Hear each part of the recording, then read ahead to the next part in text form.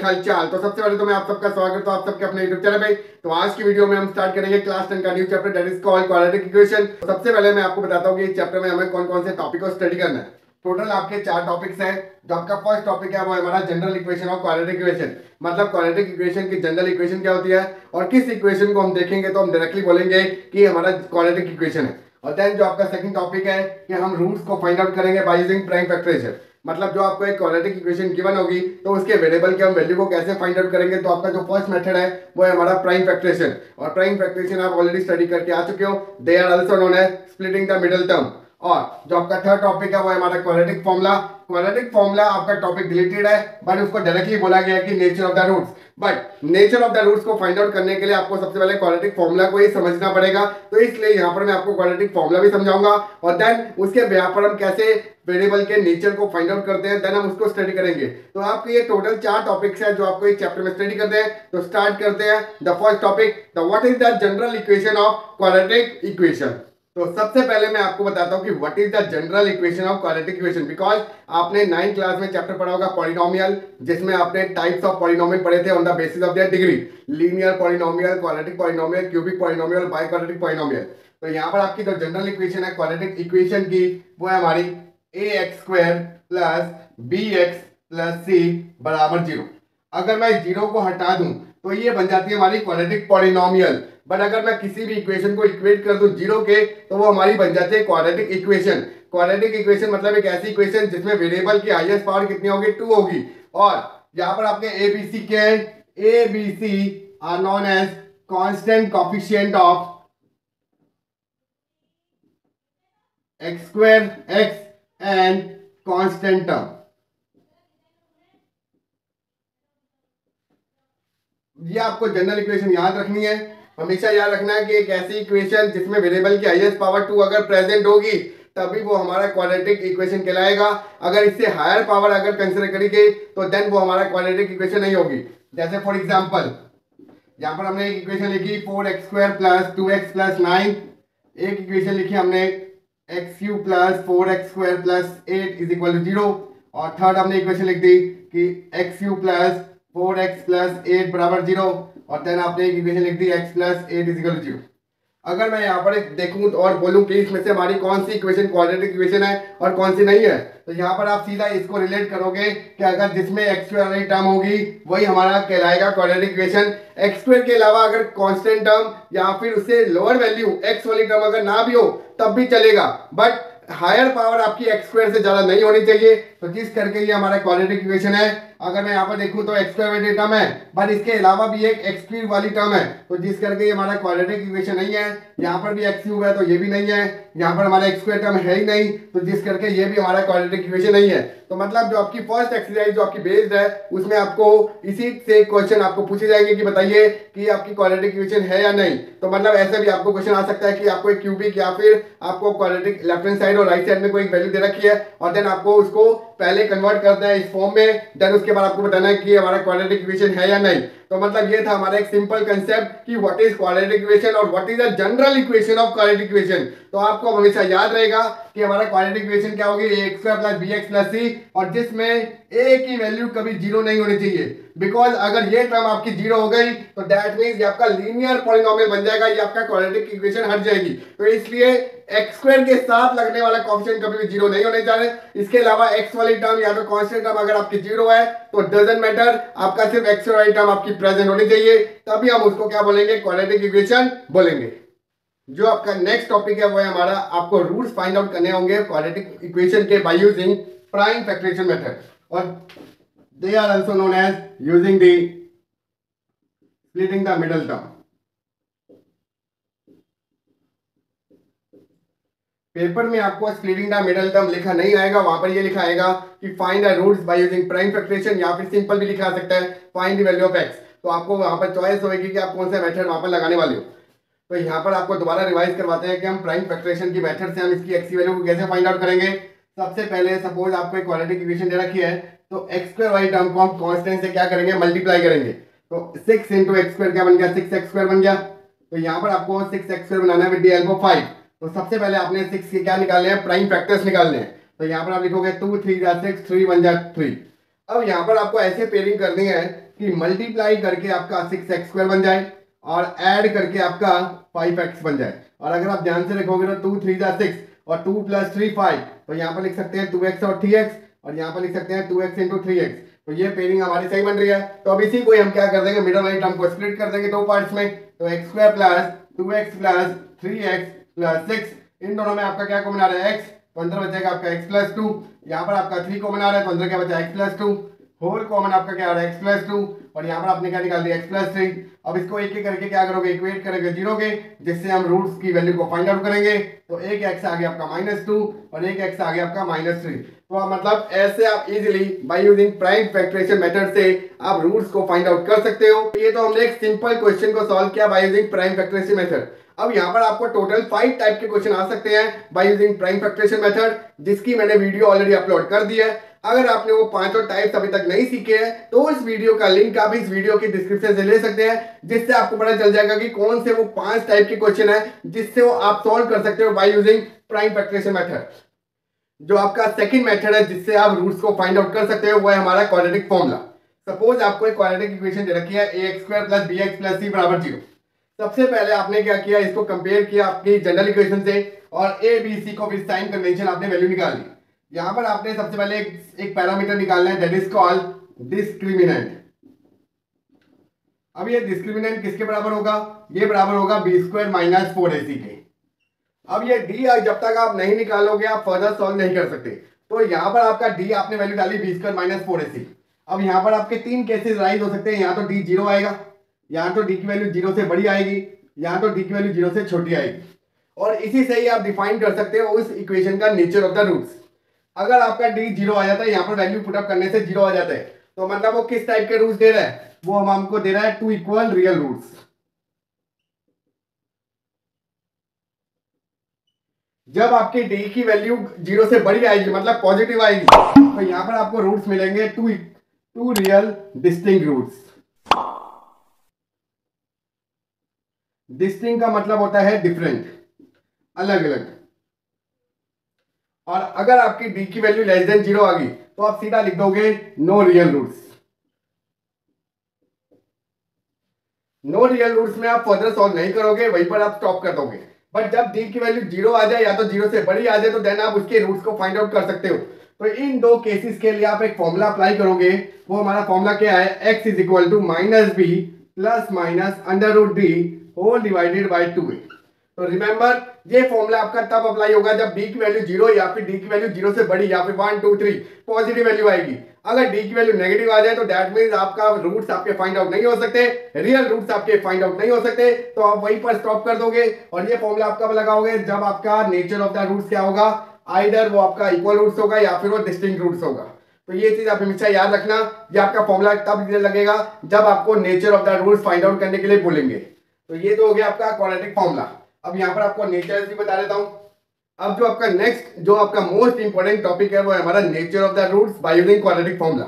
यहाँ पर आपने d आपने निकाला, that is equal to b² - 4ac, और आपको जनरल इक्वेशन क्या होती है, ax² + bx + c = 0। अब यहाँ पर आप b और a और c की वैल्यू अगर पुट अप करोगे तो आपके टोटल 4 केसेस आएंगे। आइदर d 0 हो सकता है, आइदर d की वैल्यू 0 से बड़ी हो सकती है, d की वैल्यू 0 से छोटी हो सकती है, और ये वाला केस आपको मिसिंग वैल्यू फाइंड आउट करने के लिए दिया जाएगा। तो ये आपको खुद नहीं निकलेगा आपका, ये आपका दिया जाएगा जब आपको पेपर में बोला जाएगा find the value of k if they have real roots, क्योंकि रियल रूट्स आपके इन दो केसेस में आते हैं। आइदर आपका क्या होगा, d 0 होगा या तो d की वैल्यू 0 से बड़ी होगी। यहाँ पर आपका रियल रूट्स नहीं है, तो यहाँ पर आपको चारों केसेस में बता देता हूँ कि इसके नेचर क्या होंगे। जब आपकी d की वैल्यू 0 होगी तो यहाँ पर आप लिखोगे 2 इक्वल रियल रूट्स। जब आपकी d की वैल्यू ग्रेटर देन 0 होगी तो यहां पर आप लिखोगे 2 डिस्टिंक्ट रियल रूट्स। जब d की वैल्यू लेस देन 0 होगी तो सीधा आप लिख दोगे नो रियल रूट्स, और यहां पर आप लिखोगे सिर्फ रियल रूट्स, क्योंकि रियल रूट्स आपके दो टाइप के होते हैं, आइदर वो इक्वल या तो 0 से बड़े। तो इस करके यहां पर आपका दोनों साइन आएगा ग्रेटर देन इक्वल टू 0। अब ये नेचर ऑफ द रूट से आपको क्या बोला जाएगा, इस टाइप के क्वेश्चन आपको राइज किए जाएंगे कि आपको कोई एक कंडीशन गिवन होगी और बोलेगा is it possible to design या फिर is it possible to find the age of the son and father, तो वहां पर आप डायरेक्टली डी की वैल्यू निकालकर देख सकते हो कि अगर आपका डी पॉजिटिव या तो जीरो आ रहा तो दैट मींस आप उसको निकाल सकते हो। तो इसलिए नेचर ऑफ द रूट्स आपका वहां पर काम आएगा। या फिर आपको मिसिंग वैल्यू पूछेगा फाइंड आउट करने के लिए और आपको इन चारों में से कोई एक केस दिया जाएगा। जैसे सपोज आपको बोल दिया कि find the value k if they have equal roots, तो देन आप सीधा डी की वैल्यू जीरो रख दोगे और के की वैल्यू निकाल दोगे। और अगर आपको बोला जाए कि if they have distinct roots, तो देन आप डी ग्रेटर देन जीरो पे वैल्यू पुट अप करके आप के की वैल्यू निकाल दोगे। नो रियल रूट्स के लिए आप D less than zero use करोगे और रियल रूट्स के लिए आप greater than equal to zero use करोगे। अब ये कैसे क्वेश्चन राइज होंगे तो ये आपको मैं तब बताऊंगा जब हम क्वेश्चन को स्टार्ट करेंगे, एक्सरसाइज में क्वेश्चन को कवर अप करेंगे। Check whether the following are quadratic equation, और फर्स्ट पार्ट आपको दे रखा है एक्स प्लस वन का होल स्क्वायर बराबर 2 टाइम्स एक्स माइनस 3। आपको पता है कि general equation of quadratic equation क्या होती है, A X square plus B X plus C बराबर 0। तो सबसे पहले आपको जो इक्वेशन दे रखी है उसको हम इस फॉर्म में रिप्रेजेंट करेंगे। तो यहाँ पर अगर आप ध्यान से देखोगे तो ए प्लस बी का होल स्क्वायर, तो यहाँ पर हम सबसे पहले आइडेंटिटी लगाएंगे ए प्लस बी का whole square that is equal to A square plus B square plus 2ab। तो यहाँ पर आपका बनेगा एक्स स्क्वायर प्लस वन का square 1 plus 2 into X into 1 2x बराबर, ये आपका 2 क्या हो जाएगा दोनों से मल्टीप्लाई 2x माइनस 6। अब राइट साइड वाली टर्म को हम क्या करेंगे, मूव करेंगे लेफ्ट हैंड साइड, तो आपका बनेगा X square plus 1 plus 2x minus 2x plus 6 बराबर है 0। Minus 2x plus 2x cancel out, तो एक्स स्क्वायर प्लस 7 बराबर 0। क्वाड्रेटिक इक्वेशन के लिए हमेशा सिर्फ आपका एक्स स्क्वायर वाली टर्म होनी चाहिए, बिकॉज अगर आपका एक्स स्क्वायर वाली टर्म नहीं है तो वो हमारा क्वाड्रेटिक नहीं कहलाएगा। तो अगर हम इसको जनरल इक्वेशन से रिलेट करें तो एक्स वाली टर्म है, तो यहाँ पर आप लिखोगे yes it is a quadratic equation. तो ये हो गया हमारा फर्स्ट पार्ट का सल्यूशन। सेकंड पार्ट देखिए, यहाँ पर हम सबसे पहले सिंप्लीफाई करेंगे इसे, तो X square minus 2x minus 2 को अंदर डिस्ट्रीब्यूट करेंगे तो आपको बनेगा minus 6 minus minus plus 2x। अब हम राइट साइड टर्म को मूव करेंगे लेफ्ट हैंड साइड, तो X square minus 2x minus 6 वहाँ जाके प्लस 6 प्लस 2x वहाँ जाके माइनस 2x बराबर 0। X square minus 2x minus 2x minus 4x plus 6 बराबर 0। अगर मैं इसको रिलेट करूँ जनरल इक्वेशन से तो A X square plus B X plus C बराबर 0। तो एक्स वाई टर्म यहाँ पर है, तो मतलब इसका आंसर क्या बन गया, yes it is a quadratic equation. तो ये हो गया हमारा इस क्वेश्चन का सल्यूशन। पार्ट नंबर 3, यहाँ पर आपको एक्सप्रेशन दे रखी है एक्स माइनस 2 एक्स प्लस 1 बराबर है एक्स माइनस 1 एक्स प्लस 1। सबसे पहले हम इन दोनों को मल्टीप्लाई करेंगे। एक्स वाली टर्म आपकी मल्टीप्लाई होगी एक्स प्लस 1 से, माइनस 2 वाली टर्म मल्टीप्लाई होगी एक्स प्लस 1 से बराबर है एक्स वाली टर्म मल्टीप्लाई होगी एक्स प्लस 3 से, माइनस 1 आपकी टर्म मल्टीप्लाई होगी एक्स प्लस 3 से। X into X X square X 1 जा एक्स। अब यहाँ पर आपने ध्यान से माइनस 2 को अंदर मल्टीप्लाई करना है, तो minus 2 into x minus 2x minus 2 1 जा minus 2 x into X X square plus 3x minus X minus of 3। Right side वाली टर्म जितनी भी आपको उसको मूव करोगे लेफ्ट हैंड साइड, तो आपको बनेगा X square plus X minus 2x minus 2 minus x square minus 3x plus x plus 3 बराबर है 0। एक्स स्क्वायर वाली टर्म कैंसिल आउट, ये आपको बना minus X minus 2 minus 2x plus 3 बराबर 0। माइनस माइनस प्लस, तो माइनस 3x प्लस 1 बराबर 0। अगर आप इसे जनरल इक्वेशन से रिलेट करोगे तो एक्स स्क्वायर वाली टर्म आपकी मिसिंग है, तो यहाँ पर आप लिखोगे no it is not a quadratic equation. तो ये हो गया हमारा इस पार्ट का सॉल्यूशन। पार्ट नंबर 4, सबसे पहले हम 1 बाय 1 इन दोनों को मल्टीप्लाई करेंगे, तो x multiply by 2x plus 1 minus 3 multiply by 2x plus 1 is equal to X into X X square 5 into X 5x X into 2x 2x square X 1 जा x minus 6x minus of 3 बराबर है x square plus 5x। Right side वाली term को move करेंगे left hand side, तो आपका बनेगा 2x square x minus 6x minus 5x minus 3 minus x square minus 5x बराबर है 0। 2x स्क्वायर में से 1x स्क्वायर गया तो X square minus 5x minus 5x minus 10x minus 3 बराबर है 0। अगर आप इसको जनरल इक्वेशन से रिलेट करोगे तो आपकी एक्स वाली टर्म प्रेजेंट है, तो यहाँ पर आप लिखोगे yes it is a quadratic equation. Part number 5, सबसे पहले हम इसको मल्टीप्लाई करेंगे। तो 2x multiply by x minus 3 minus 1 multiply by x minus 3 बराबर है x multiply by x minus 1 plus 5 multiply by x minus 1। अब 2x से इन दोनों को मल्टीप्लाई करेंगे तो 2x स्क्वायर माइनस 3 2 जा 6 एक्स माइनस एक्स प्लस 3 बराबर है x into X X square minus of X plus 5 into X 5x minus of 5। अब राइट साइड वाली टर्म को मूव करेंगे लेफ्ट हैंड साइड, तो आपका बनेगा 2x square minus minus plus तो minus 7x plus 3 minus of X square plus X minus 5x plus 5 बराबर 0। 2x square में से 1x स्क्वायर गया तो बचा X square plus X minus 5 minus 4x minus 7x minus 11x plus 8 बराबर 0। अगर आप इसके सामने जनरल इक्वेशन लिखोगे X square plus B X plus C बराबर 0, तो एक्स स्क्वायर वाली टर्म आपकी प्रेजेंट है और इसके अलावा कोई हायर टर्म नहीं है, तो मतलब yes it is a quadratic equation. Part number 6, left hand side में आपके ऑलरेडी टर्म सिंप्लीफाइड है, तो इसको हम as it is note down करेंगे। यहाँ पर आप a माइनस बी का होल स्क्वायर खोलोगे तो A square plus B square minus 2ab। अब हम राइट साइड वाली टर्म को मूव करेंगे लेफ्ट हैंड साइड, तो X square plus 3x plus 1 minus x square minus 4 plus 4x बराबर 0। एक्स स्क्वायर से x square cancel out, 3x plus 4x 7x plus 1 minus 4 minus 3 बराबर 0। अगर आप इसे जनरल इक्वेशन से रिलेट करोगे तो यहाँ पर आपकी एक्स स्क्वायर वाली टर्म प्रेजेंट नहीं है, तो यहाँ पर लिखोगे no it is not a quadratic equation. Part number 7, यहाँ पर आपको दे रखा है a प्लस बी का होल क्यूब। तो सबसे पहले यहाँ पर हमको फॉर्मूला आपको बता देता हूँ।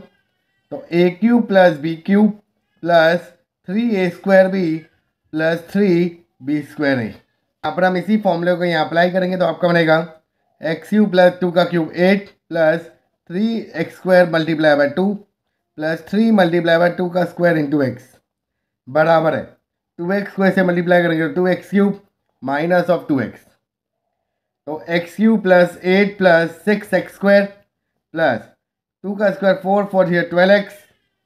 इन दोनों टर्म को मूव करेंगे लेफ्ट हैंड साइड बराबर है 0। X cube minus 2x cube minus of X cube 6x square as it is 12x plus 2x plus 14x plus 8 बराबर 0। अगर आप यहाँ पर ध्यान से देखोगे तो एक्स स्क्वायर के अलावा एक हायर टर्म आपकी प्रेजेंट है, तो यहाँ पर आप लिख दोगे no it is not a quadratic equation. Part number 8, left hand side में आपकी टर्म पहले से ही सिंप्लीफाइड है, बट अगर आप यहाँ पर देखो तो a माइनस बी का होल क्यूब, तो यहाँ पर सबसे पहले फॉर्मूला आपको बता देता हूँ a माइनस बी का whole cube that is equal to A cube minus B cube minus 3a square B plus 3b square है। तो इसी फॉर्मूले को यहाँ पर अप्लाई करेंगे तो एक्स क्यूब माइनस 2 का whole cube minus 3x square into 2 plus 3 का स्क्वायर इंटू एक्स। तो यहाँ पर आपकी टर्म बनेगी X cube minus 4x square minus X plus 1 बराबर X cube as it is minus 2 का cube 8 minus 6x square plus 12lx plus 12x। अब right side term को मूव करेंगे लेफ्ट हैंड साइड, तो आपको बनेगा X cube minus 4x square minus X plus 1 minus X cube plus 8 plus 6x square minus of 12x बराबर 0। X cube से x cube cancel out, minus 4x square 6x square 2x square minus 12x minus X minus 13x 8 plus 1 9 बराबर 0। तो अगर आप इसको general equation से relate करोगे X square plus B X plus C बराबर 0, तो yes it is a quadratic equation. Question number 2, represent the following situation in the form of quadratic equation. यहाँ पर आपको एक सिचुएशन प्रॉब्लम दे रखी है और यहाँ पर आपको सिर्फ इसकी क्वाड्रेटिक इक्वेशन बनानी है, उसको आपने सॉल्व नहीं करना, बिकॉज सॉल्व करने का मेथड आपको फर्दर एक्सरसाइज में सिखाया जाएगा। तो यहाँ पर हम सिर्फ वर्ड प्रॉब्लम को in the form of quadratic equation में रिप्रेजेंट करेंगे। तो फर्स्ट क्वेश्चन आपको कह रहे हैं the area of rectangular plot is 528 metre square, the length of the plot is 1 more than twice its breadth, we need to find the length and breadth of the plot. यहां पर आपको area of rectangular plot आपको given है 528 metre square.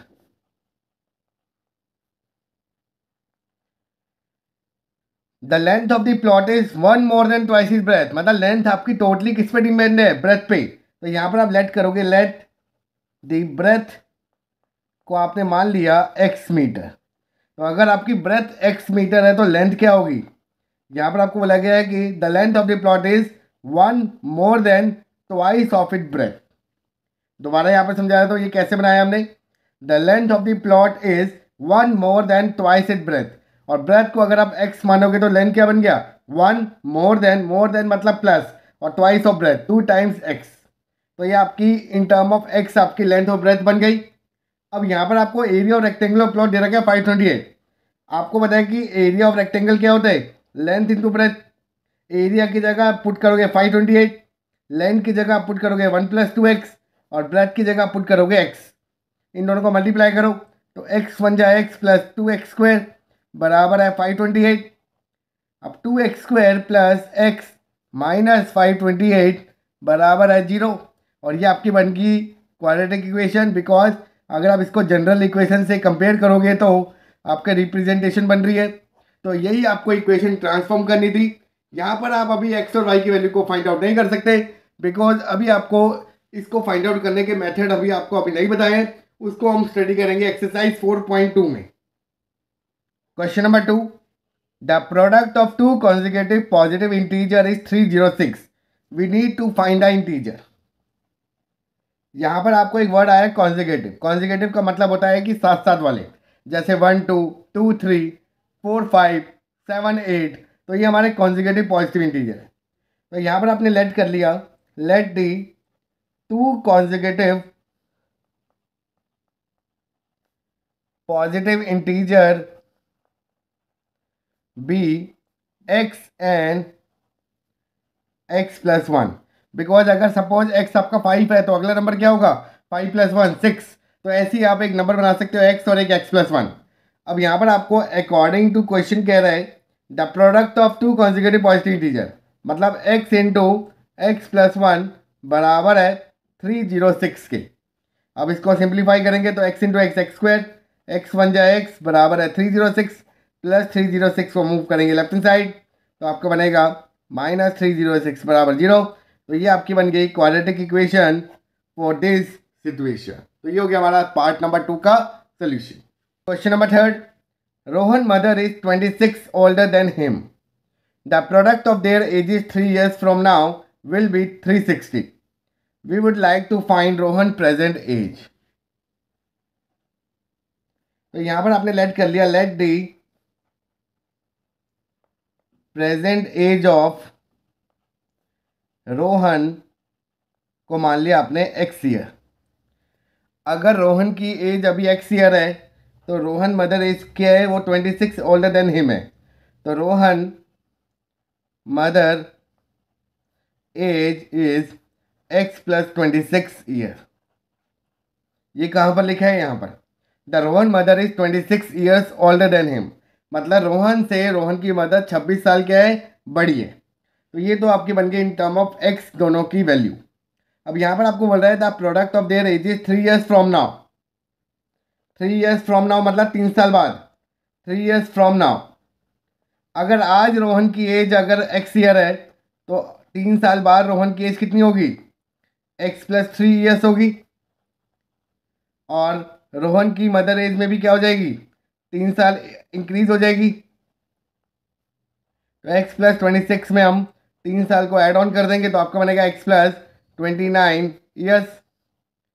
अब यहाँ पर आपको question कह रहा है कि according to condition the product of their age is 3 years from now, मतलब 3 साल बाद दोनों की जो एजेस का प्रोडक्ट होगा वो किसके बराबर होगा, 360 के बराबर होगा। The product of their age is 3 years from now will be 360। तो x + 3 × x + 29 बराबर है 360 के।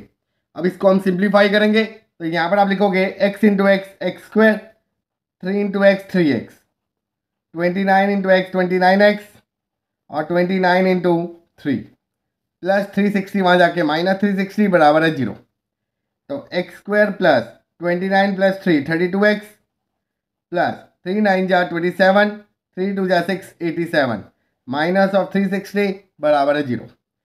X square plus 32x plus minus minus 360 में से हम 87 को क्या करेंगे माइनस, यहाँ पर आएगा 5, यहाँ पर आपका 10, 10 में से 7 गए 3 2 1, 15 में से 8 गए 7 2, तो माइनस ऑफ 273 बराबर है 0।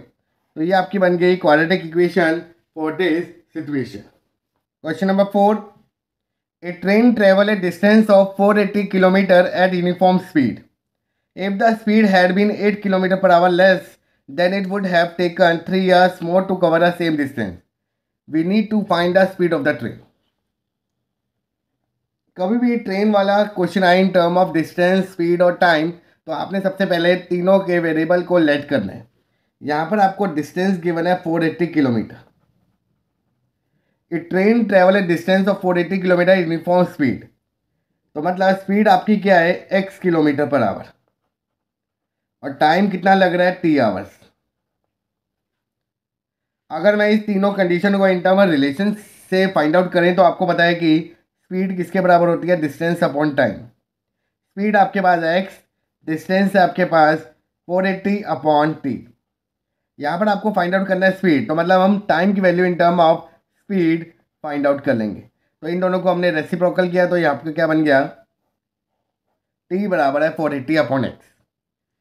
अगर वो स्पीड को 8 किलोमीटर पर आवर लेस कर देता है, अभी वो किस रफ्तार से चल रहा है x किलोमीटर पर आवर से, अगर वो स्पीड को कम कर देता है, अगर वो 8 किलोमीटर पर आवर कम कर देता है, तो उसको टाइम क्या लगेगा, ज़्यादा लगेगा। पहले कितना लग रहा था t आवर्स, अब कितना लग रहा है, 3 घंटे ज़्यादा लगेंगे पिछले से, अगर हम रिलेट करें तो t + 3 hours to cover the same distance. ये तो आपका कॉमन सेंस ही है कि अगर आप रफ्तार बढ़ाओगे तो समय क्या लगता है, कम लगेगा, और अगर आप रफ्तार को कम करोगे तो समय क्या लगेगा, ज़्यादा लगेगा सेम डिस्टेंस को कवर करने के लिए। अगर मैं इस रिलेशन को लिखूं तो speed is equal to distance upon time, ये चीज़ें डिवाइड है वहाँ जाके मल्टीप्लाई, तो आपका बन गया x - 8 मल्टीप्लाई बाय t + 3 बराबर है 480।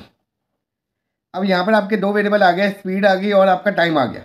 बट फ्रॉम इक्वेशन नंबर 1 आपकी t की value in term of x है, तो हम इसको क्या कर देंगे, पुट कर देंगे यहाँ पर। तो यहाँ पर आप लिखोगे put the value of t 480 upon x in equation number 2। तो इसको आपने लेट कर लिया इक्वेशन नंबर 2, तो आपका बनेगा x - 8 480 अपॉन x + 3 बराबर है 480। सबसे पहले इन दोनों को क्या लोगे, एलसीएम लोगे, तो आपका बनेगा x - 8 480 + 3x whole divided by x बराबर है 480। x यहाँ पर डिवाइड है तो वहाँ जाके मल्टीप्लाई, तो आपका बनेगा x - 8 480 + x × 3 = 480x।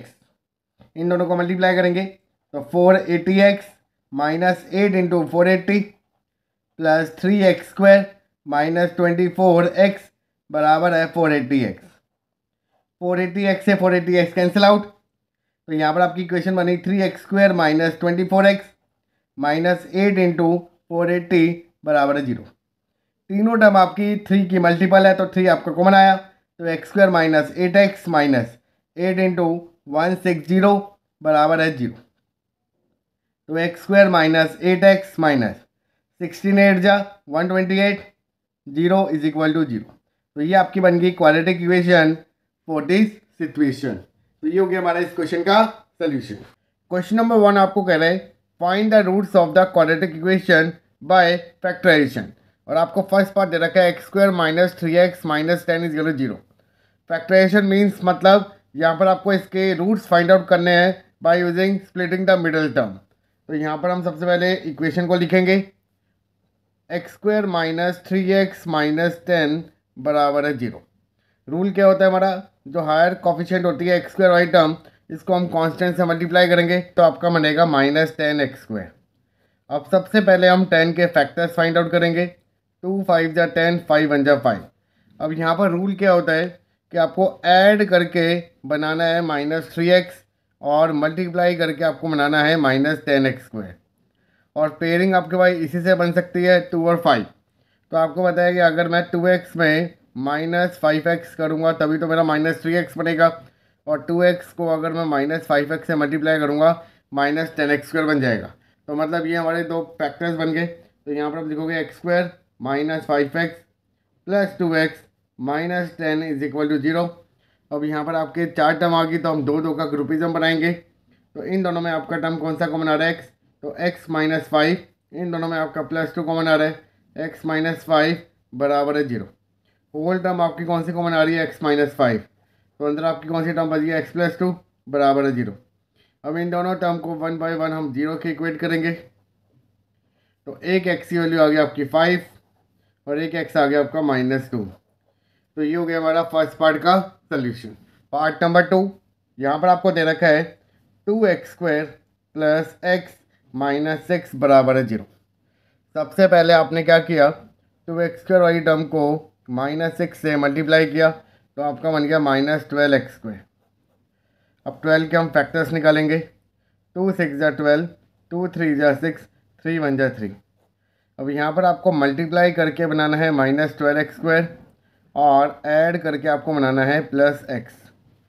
अगर मैं यहाँ पर पेयरिंग देखूँ तो यहाँ पर आपका 4 × 3 आपका बनेगा 12, और अगर मैं 4 में से 3 माइनस करूँगा तभी तो मेरा 1 बचेगा। तो ये हमारी एक फर्स्ट पेयरिंग आपकी बन सकती है और यही हमारी सेटिस्फाई हो रही है। बिकॉज अगर मैं यहाँ पर लिखूँ 4x और -3x, और अगर मैं यहाँ पर लिख दूँ 4x और -3x, 4 में से 3 गए 1x और 4 3 12 -12x²। तो इक्वेशन को सेटिस्फाई कर रहे। तो यहाँ पर आप लिखोगे 2x² प्लस 4x -3x -6 बराबर है 0। अब आपकी दो की पेयरिंग बन रही है। यहाँ पर हम 2x कॉमन लेंगे तो अंदर बचेगा आपका x +2।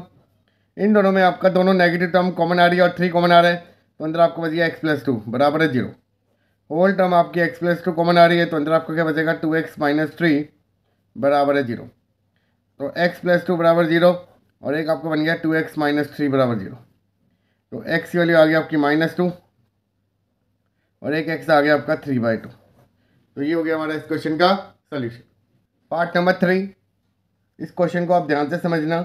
यहाँ पर आपको दे रखा है √2x² को अगर मैं 5√2 से मल्टीप्लाई करूँगा तो आपको बनेगा √2 × √2 2 × 5x²।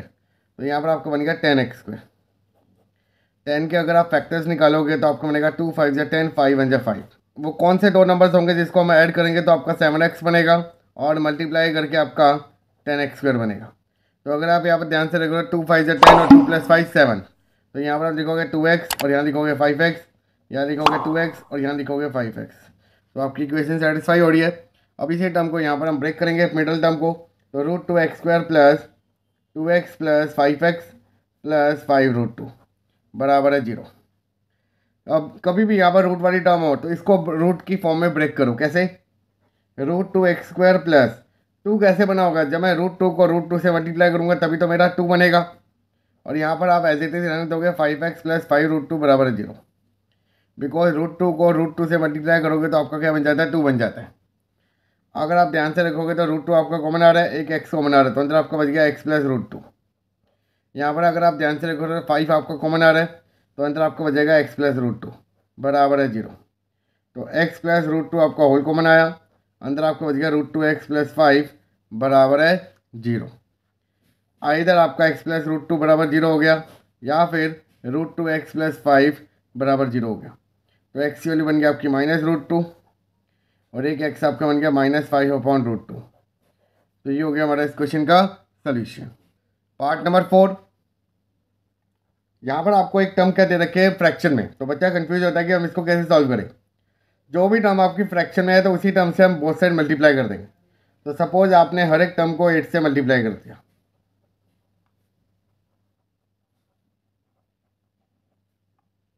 तो 8 2 जा 16x² -8x प्लस 1 बराबर है 0। तो आपका ये नॉर्मल टर्म बन गई।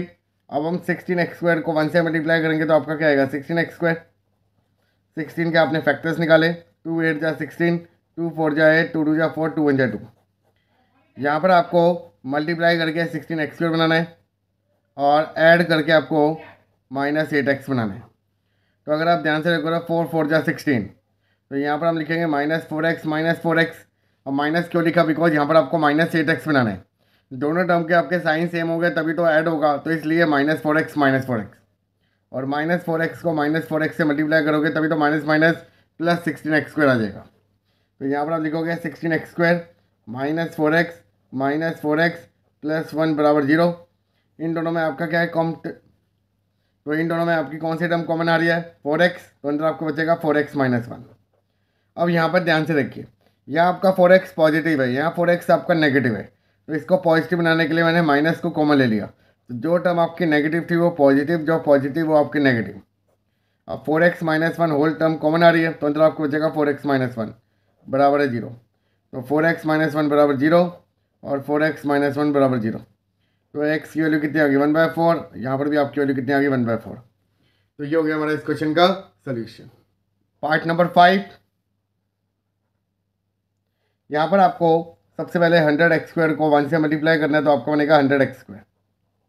100 के फैक्टर्स निकालेंगे, 2 5 जा 10, 2 25, 5 5 जा 25, 5 1 जा 5।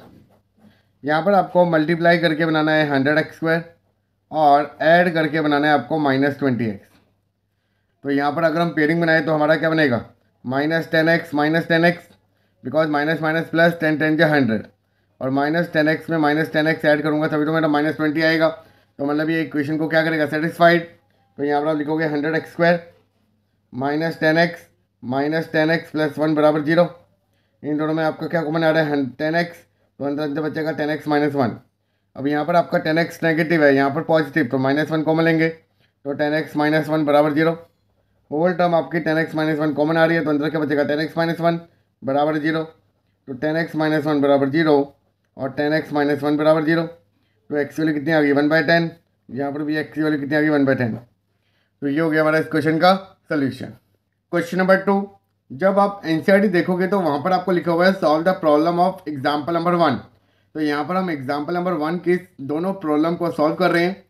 फर्स्ट प्रॉब्लम आपको कह रही है John and Jivanti together have 45 marbles, both of them lost 5 marble each and the product of number of marble they now have 124.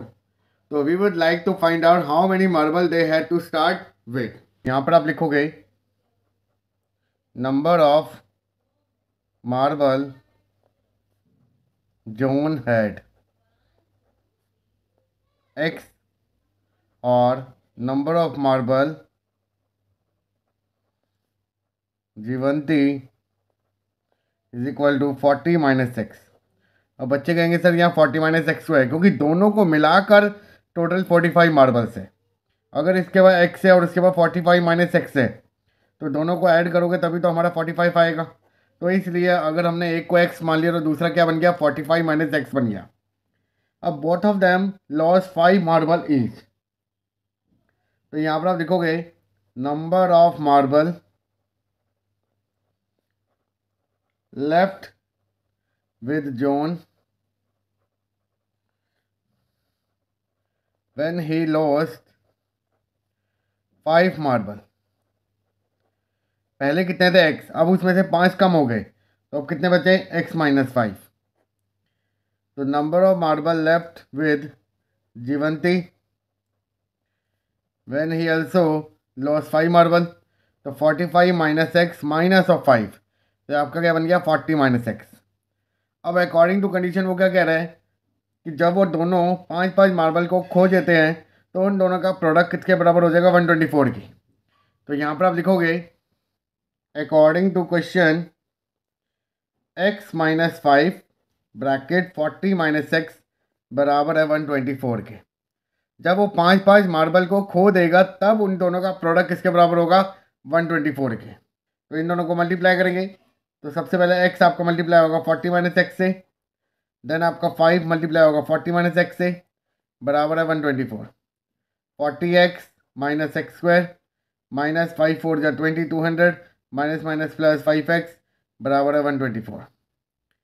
Minus x² as it is 40x plus 5x plus 45x -200 as it is plus 124 वहाँ जाके -124 बराबर है 0। -x² plus 45x minus minus plus 324 बराबर है 0। Negative common लिया तो आपका बन गया x² माइनस 45x प्लस 324 बराबर है 0। तो ये आपकी बन गया क्वाड्रेटिक इक्वेशन। तो सबसे पहले हम x² को मल्टीप्लाई करेंगे 324 से, तो यहाँ पर आपका बन गया 324x²। 324 के फैक्टर्स फाइंड आउट करते हैं। 2 1 जा 2, 2 6 जा 12, 2 2 जा 4, 2 8 जा 16, 1 जा 3, 2 जा 6, 7 जा 3 9 जा 3 3 जा 3 1 जा। अब यहाँ पर आपको मल्टीप्लाई करके बनाना है 324x² और ऐड करके आपको बनाना है -45x।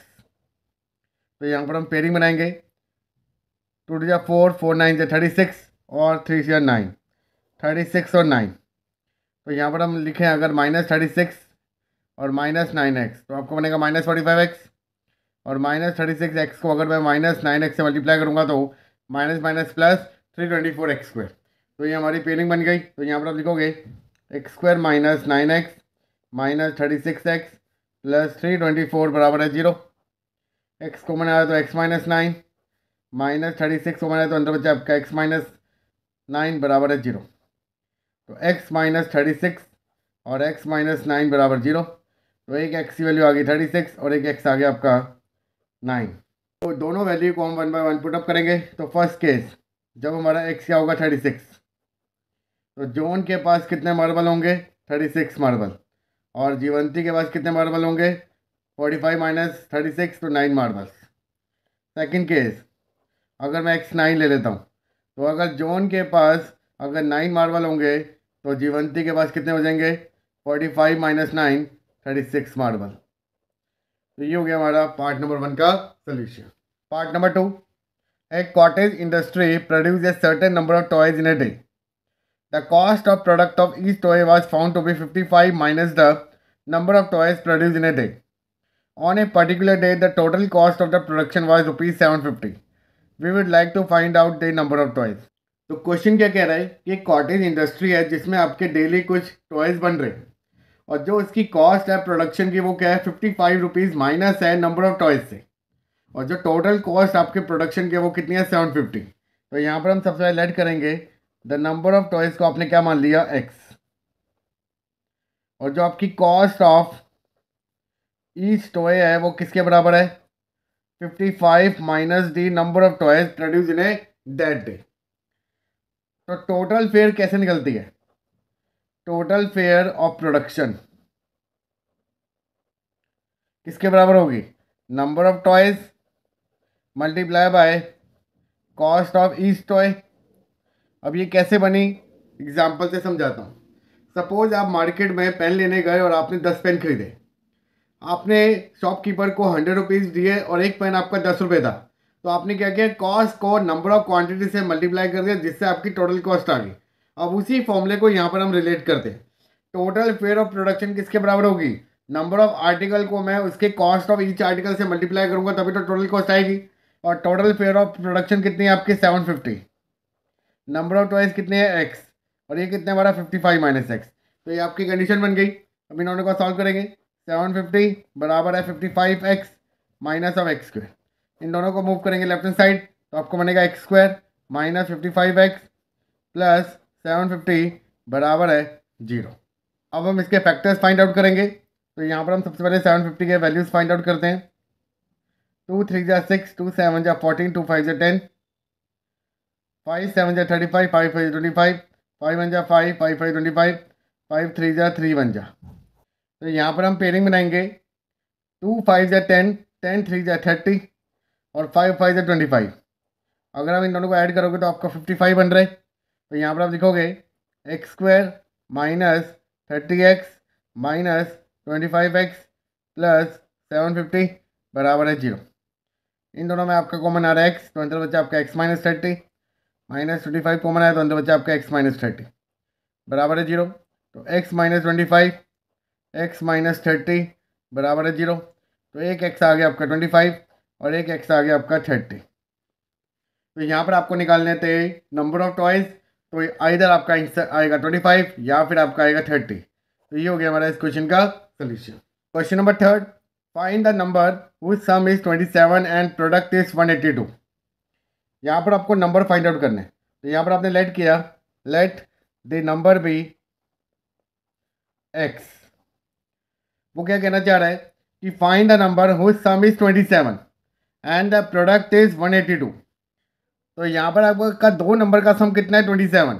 तो अगर आपका एक नंबर x है तो अनदर नंबर आपको हमने क्या लेट कर लिया 27 माइनस एक्स, क्योंकि इन दोनों को मिलाकर कितना सम है 27 है। And the product is 182। Product मतलब इन दोनों का प्रोडक्ट। तो यहाँ पर आप लिखोगे according to question x into 27 minus x बराबर है 182। इन दोनों को मल्टीप्लाई करेंगे तो 27x माइनस एक्स स्क्वायर बराबर है 182।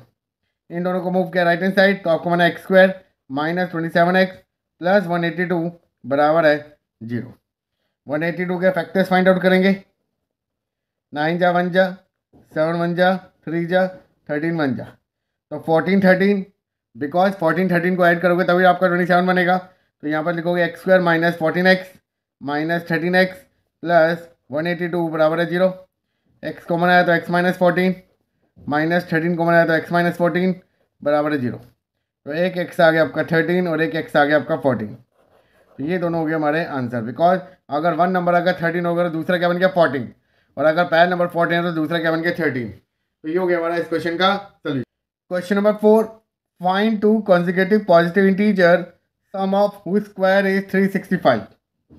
कॉन्जिक्यूटिव का मतलब होता है साथ साथ वाले, लाइक 1 2 3 4। तो यहाँ पर अगर आप लेट करोगे, let the two consecutive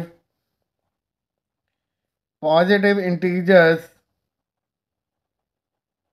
B x and x plus 1।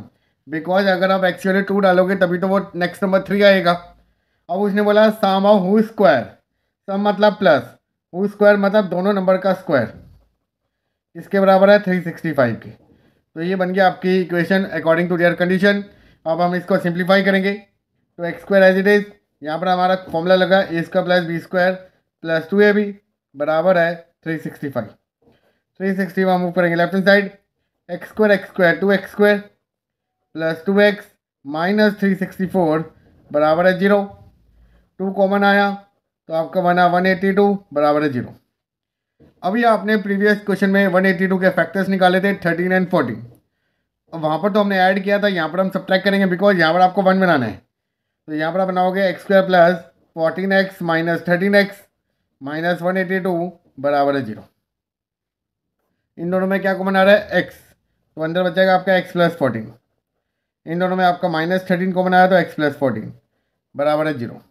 तो x माइनस 13 x प्लस 14 बराबर है 0। तो एक x वैल्यू आ गई 13 और एक x आ गया माइनस 14। बट यहाँ पर आपको बोला गया है पॉजिटिव इंटीजर, तो हम इस वैल्यू को कंसिडर नहीं करेंगे। तो यहाँ पर आप लिखोगे two consecutive positive integers are 13 and 14। तो ये हो गया हमारा इस क्वेश्चन का solution. Question number 5, the altitude of right angle triangle is 7 centimetre less than its base. If the hypotenuse is 13 centimetre find the other two side. Suppose आपको एक right angle triangle given है ABC, ये आपका होगा base, ये होगा आपका perpendicular, ये होगा आपका हाइपोटेन्यूज। यहाँ पर आपको हाइपोटेन्यूज दे रखी है 13 सेंटीमीटर और यहाँ पर आपने लेट कर लिया बेस BC को आपने मान लिया 1 सेंटीमीटर। अगर बेस 1 सेंटीमीटर है तो परपेंडिकुलर AB क्या होगा 7 कम होगा बेस से, क्योंकि यहाँ पर आपको लिखा गया है कि the altitude of right triangle is 7 centimetre less than its base. और आपको पता है कि अगर राइट एंगल ट्रायंगल हो तो हम क्या यूज़ करेंगे पाइथागोरस थ्योरम। तो हाइपोटेन्यूज का square is equal to P का स्क्वायर प्लस B का स्क्वायर। H आपको दे रखा है 13 का स्क्वायर x माइनस 7 का whole square plus x square. तो यहाँ पर हम आइडेंटिटी लगाएंगे तो 169 बराबर है x square plus 49 minus 14x plus x square 2x square minus 14x minus 120 बराबर है 0। तीनों टर्म आपकी 2 की मल्टीपल है तो 2 कॉमन लिया तो X square minus 7x minus 60 बराबर है 0। तो यहाँ पर आपका बन गया x square minus 7x minus 60 बराबर 0। आपको 60 बनाना है विद द हेल्प ऑफ 7, तो 12 5 जा, तो X square minus 12x plus 5x minus 60 बराबर 0। एक्स कॉमन आया तो x माइनस 12 प्लस 5 कॉमन आया x माइनस 12 बराबर है 0। तो एक x वैल्यू आ गई 12, एक x आ गया आपका माइनस 5। नेगेटिव वैल्यू नहीं होती साइड में, तो इस करके हमारा आंसर कितना आ गया, x इजकल टू 12। तो यहाँ पर आप लिखोगे BC जो आपका बेस था वो आपका निकल गया 12 सेंटीमीटर, और जो आपका परपेंडिकुलर था AB वो आपका क्या निकला 12 minus 7 that is equal to 5 centimetre. तो ये हो गया हमारा इस क्वेश्चन का solution. Question number 6, a cottage industry produce a certain number of pottery article in a day. It was observe on a particular day that the cost of production of each article was 3 more than twice the number of article. If the total cost of production of that day was ₹90, find the number of article and cost of each article. ऐसा question अभी हमने question number 2 में सीखा था। तो यहाँ पर आप लेट करोगे, let the number of articles को आपने मान लिया x और कॉस्ट ऑफ ईच आर्टिकल किस पे डिपेंड है। यहाँ पर आपको लिखा गया है कि the cost of each article is 3 more than twice the number of article, तो 3 + 2x आ गया। और यहाँ पर आपको टोटल प्रोडक्शन कितनी दे रखी है, फिर ₹90, और टोटल कॉस्ट ऑफ प्रोडक्शन किसके बराबर होगी, number of article multiply by cost of each article के, जो किसके बराबर आ जाएगा 90 के। यहाँ पर आप लिखोगे नंबर ऑफ आर्टिकल क्या थे x, और ये आपका निकला 3 + 2x बराबर है 90। इन दोनों को मल्टीप्लाई करेंगे तो 2x² प्लस 3x प्लस 90 वहाँ जाके माइनस बराबर है 0। अब 2x² को मल्टीप्लाई करेंगे 90 से, तो आपका बन गया 180x²। सबसे पहले 180 के फैक्टर्स निकालेंगे, 2 9 जा 2 3 × 15 जा 5 3 जा 3 1 जा। तो यहाँ पर आपको मल्टीप्लाई करके बनाना है 180 और ऐड करके बनाना है 3, तो 12 15। तो यहाँ पर आप लिखोगे 2x² plus 15x minus 12x minus 90 बराबर है 0। x कॉमन आया तो 2x प्लस 15 माइनस 6 कॉमन आया तो 2x प्लस 15 बराबर है 0। तो एक x वैल्यू आ गई 6 और एक x आ गया आपका माइनस 15/2। नंबर ऑफ आर्टिकल कभी भी नेगेटिव नहीं होंगे, तो मतलब x कितना आ गया 6। पर यहाँ पर आपको दोनों चीज़ें निकालनी है, तो यहाँ पर आप लिखोगे नंबर ऑफ आर्टिकल्स कितने निकले 6 और cost of each article 3 more than 2x, तो मतलब 3 + 6 2 = 12, तो कितना आ गया ₹15। तो ये हो गया हमारा इस क्वेश्चन का सोल्यूशन। तो 1 आपको कह रहा है find the nature of the roots of the following quadratic equation, if the real roots exist find them. और आपको फर्स्ट इक्वेशन दे रखा है 2x² - 3x + 5। आपको पता है कि nature of the roots find out करने के लिए हमें सबसे पहले डी निकालना होता है। डी मतलब डिस्क्रिमिनेंट। सपोज आपकी क्वाड्रेटिक इक्वेशन दे रखी है ax² + bx + c। तो इस क्वाड्रेटिक इक्वेशन के हिसाब से मेरा डी क्या होगा b² - 4ac। अगर डी की value greater than equal to 0 आती है तभी हमारे रियल रूट्स क्या होंगे, एग्जिस्ट करेंगे। तो सबसे पहले हम यही चेक करेंगे, देन उसके बाद फर्दर सॉल्व करेंगे। और अगर रियल रूट्स एग्जिस्ट करते हैं तो एक्स वैल्यू हम कैसे निकालते हैं, -b + -√d whole divided by 2a। तो सबसे पहले हमने इसके सामने जनरल इक्वेशन लिखा ax² + bx + c बराबर है 0। अगर मैं इन दोनों इक्वेशन को रिलेट करूंगा तो a आपका कितना आ गया 2, b आ गया आपका -3, c आ गया आपका 5। तो सबसे पहले आपने d निकाला b² - 4ac। b की वैल्यू है -3 का होल स्क्वायर -4 × 2 × 5 -3 का स्क्वायर 9 4 2 जा 8 8 5 जा 40। तो ये आपका कितना आ गया -31। दैट मीन्स ये आपका डी क्या आ रहा है, लेस देन 0 आ रहा है, तो मतलब नो रियल रूट्स एग्जिस्ट। और इसको हम फर्दर सॉल्व नहीं करेंगे बिकॉज डी की वैल्यू क्या आ गई, लेस देन 0 आ गई। और आपका जब लेस देन 0 आ जाए तो हम यहाँ पर रियल रूट्स फाइंड आउट नहीं कर सकते, तो इस करके हम इसको फर्दर फाइंड आउट नहीं करेंगे। पार्ट नंबर 2 देखिए, यहाँ पर आपको दे रखा है 3x² - 4√3x + 4 बराबर 0। सबसे पहले हमने इसके सामने जनरल इक्वेशन लिखी ax² + bx + c बराबर है 0। अगर आप इन दोनों इक्वेशन को रिलेट करोगे तो आपका a कितना आ गया 3, b आ गया आपका -4√3 और c आ गया आपका 4। सबसे पहले हमने पैरामीटर निकाला D, that is equal to b square minus 4ac minus 4√3 का whole square minus 4 into 3 into 4, minus का स्क्वायर पॉजिटिव, 4 का स्क्वायर 16, √3 का स्क्वायर 3, माइनस 4 4 जा 16 into 3, 48 minus of 48 that is equal to 0। और आपको बताया कि जब हमारा डी 0 आ जाए तो मतलब रियल रूट्स क्या होंगे, एग्जिस्ट करेंगे। और किस टाइप की करेंगे, तो यहाँ पर आप सबसे पहले नेचर लिखोगे। जब आपका डी 0 आ जाता है तो यहाँ पर आपके निकलते हैं 2 इक्वल रियल रूट्स। ये तो हो गया आपका नेचर। बट उसने बोला कि जब आपके रियल रूट्स एग्जिस्ट करेंगे तो आपको उसको फाइंड आउट भी करना है।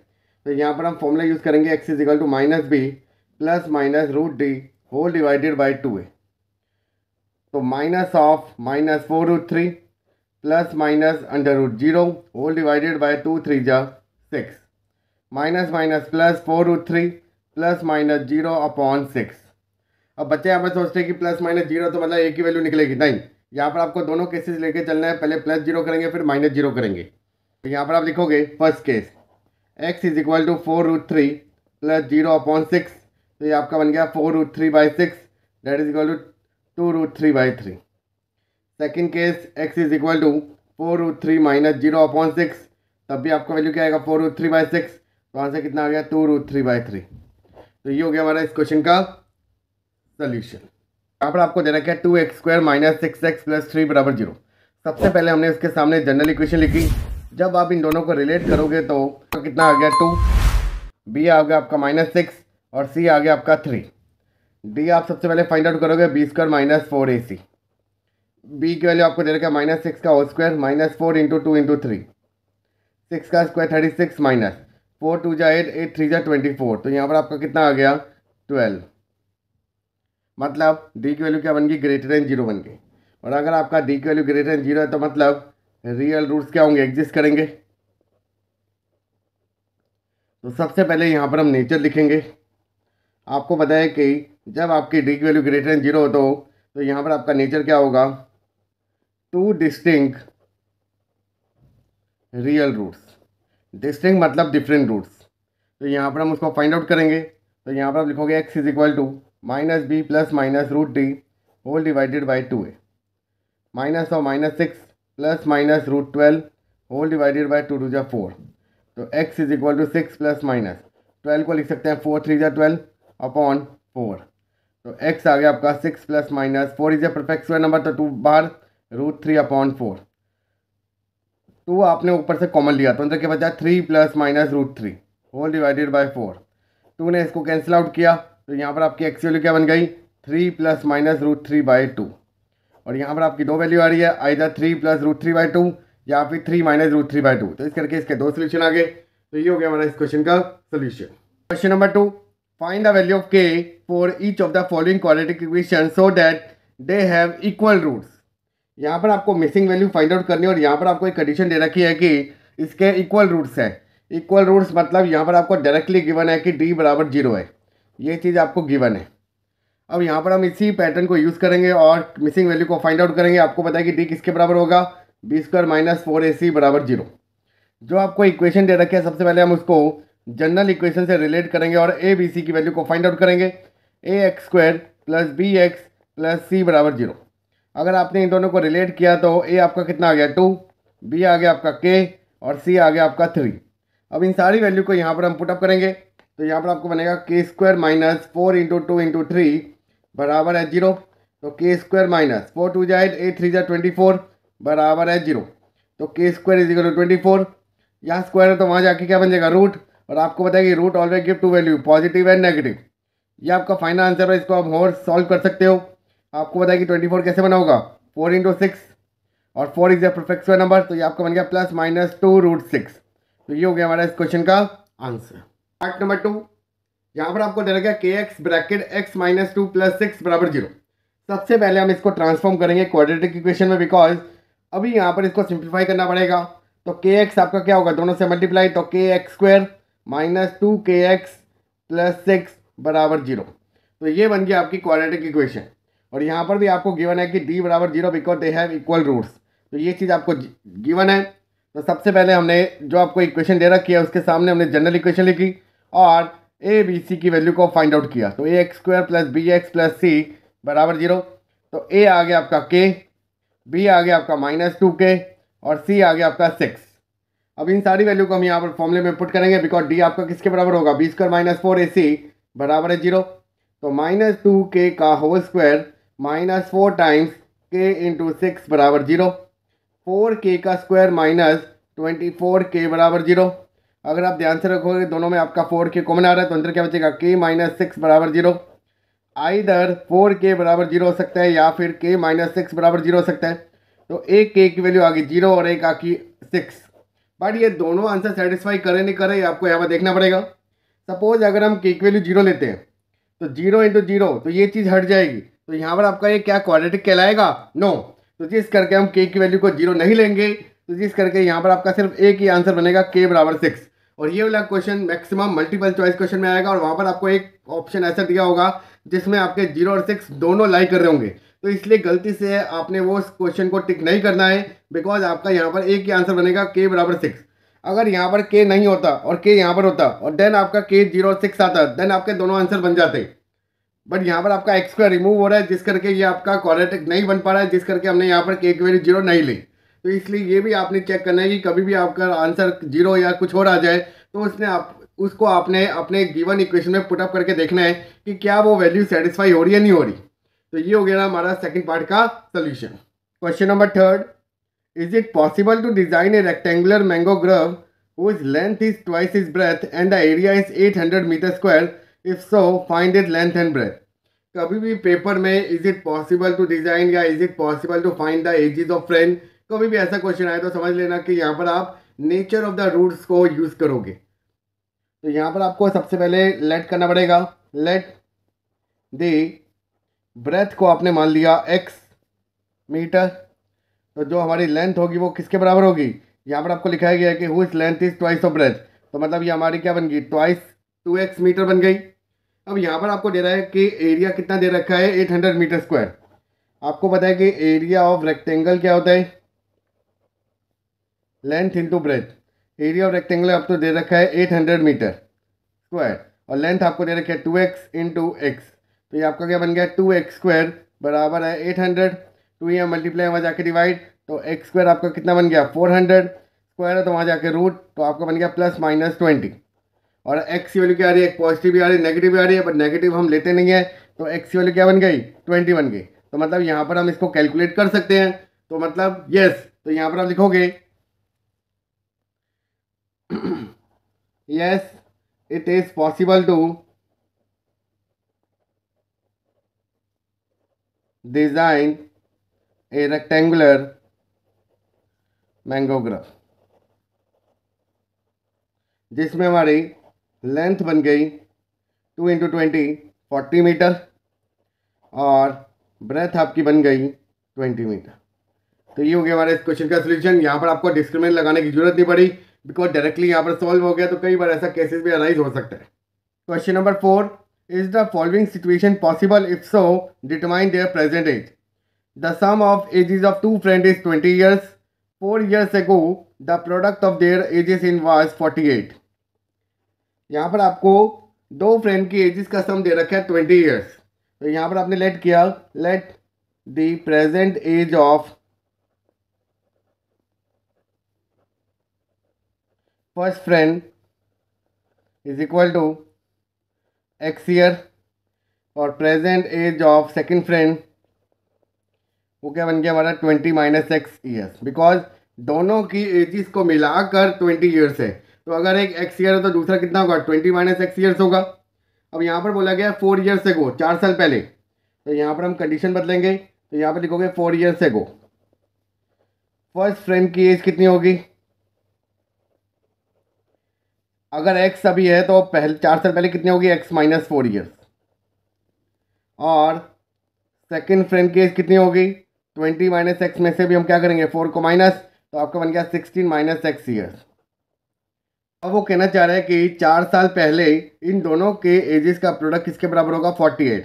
तो यहाँ पर लिखोगे according to question x - 4 16 - x बराबर है 48 के। अब इसको हम सिंप्लीफाई करेंगे, 16x minus 64 minus x square plus 4x minus of 48 बराबर है 0, minus x square as it is plus 20x minus minus plus 112 बराबर है 0। माइनस आपने कॉमन लिया तो अंदर बच गया आपका x square minus 20x plus 112 बराबर है 0। तो ये बन गया आपकी क्वाड्रेटिक इक्वेशन, बन गया आपकी क्वाड्रेटिक इक्वेशन। अब हम यहाँ पर डिस्क्रिमिनेंट फॉर्मूले से चेक करेंगे कि क्या हम इसके रियल रूट्स फाइंड आउट कर सकते हैं नहीं कर सकते। तो यहाँ पर हम सबसे पहले डी निकालेंगे। तो यहाँ पर आप लिखोगे डी बराबर है b square minus 4ac, b की वैल्यू यहाँ पर है तो माइनस 20 का whole square minus 4 into 1 into 112, तो 400 माइनस 4 टू जा 8, 4 1 जा 4, 4 1 जा 4, तो ये आपका बन गया minus 48, that means less than 0। और अगर आपका डी लेस देन 0 आए that means no real roots. तो यहाँ पर आप लिखोगे no not possible to find the present age of both frames. Question number 5. Is it possible to design a rectangular park of perimeter 80 meter and area 400 meter square? If so, find its length and breadth. यहाँ पर आपको दे रखा है perimeter of rectangular park is 80 meter and area of rectangular park is 400 meter square. Suppose आपने यहाँ पर length को मान लिया x और breadth को मान लिया आपने y। पेरीमीटर क्या होता है 2 इंटू एल प्लस बी, तो मतलब x प्लस वाई बराबर है 80, 2 यहाँ मल्टीप्लाई वहाँ जाके डिवाइड, तो x प्लस वाई कितना आ गया 40। यहाँ पर हमने एक वेरिएबल की वैल्यू निकाल ली दूसरे वेरिएबल की फॉर्म में, तो x कितना आ गया 40 माइनस वाई। एरिया क्या होता है लेंथ इंटू ब्रेथ, तो x y is equal to 400।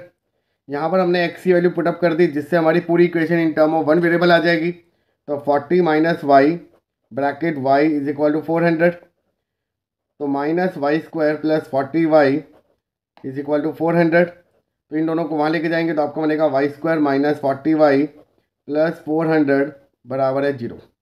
तो ये बन गया हमारी क्वाड्रेटिक इक्वेशन। अब हम डिस्क्रिमिनेंट फॉर्मूले को यूज़ करेंगे और पहले चेक करेंगे कि क्या रियल रूट्स एग्जिस्ट है या नहीं, तभी हम कह सकते हैं कि येस इट इज़ पॉसिबल या फिर नॉट पॉसिबल। तो यहाँ पर हम डी निकालेंगे बी स्क्वायर माइनस 4ac। अगर हम यहाँ पर देखें तो बी के लिए कितनी है माइनस 40 का whole square minus of 40 into minus of 4 into 400 into 1, तो 1600 माइनस 1600 ये कितना आ गया 0। तो that means real roots exist. तो यहाँ पर आप लिख सकते हो yes it is possible to design. अब यहाँ पर हम फाइंड आउट करेंगे लेंथ और ब्रेथ। तो y is equal to minus of minus 40 plus minus under root 0 whole divided by 2, तो y कितना आ गया 20। अगर y 20 है तो x कितना निकलेगा, तो x is equal to 40 minus y था, तो x भी आपका कितना आ गया 20 मीटर।